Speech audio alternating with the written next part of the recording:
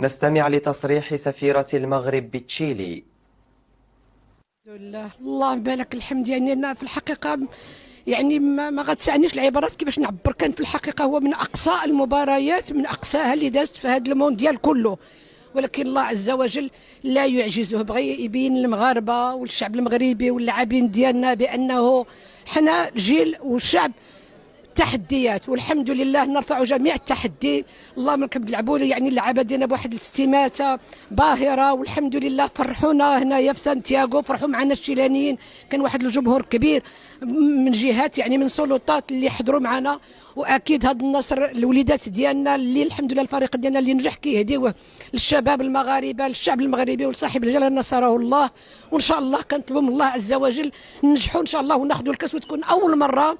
ومن الشيلي دائما كنقول الحمد لله، وغادي نستطيعوا باذن الله، وما ذلك على الله بعزيز.